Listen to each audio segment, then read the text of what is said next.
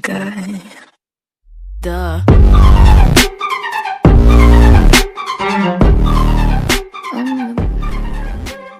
Guys, today we are going to talk about bird migration.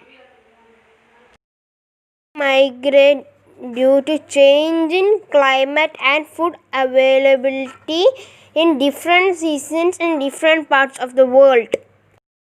Birds use stars for navigation.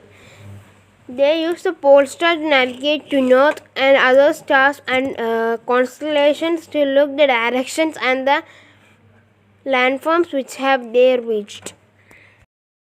As well as to navigate, they use the sun for navigating to the east or the west. Use different types of wind patterns for traveling around the world. Use different landforms such as deserts, plains, mountains, plateaus for navigating around the world.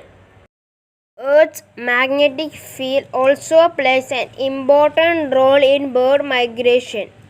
There are some birds, they travel about 10,200 kilometers non-stop during their migration. They are the bar-tailed godwits.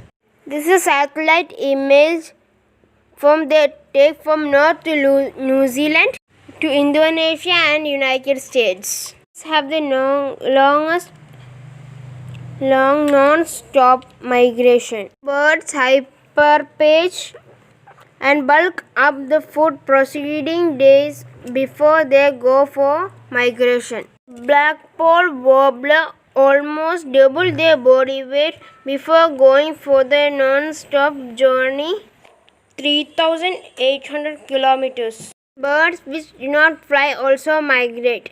Emus, the large Australian bird, walk for miles and miles in search of food.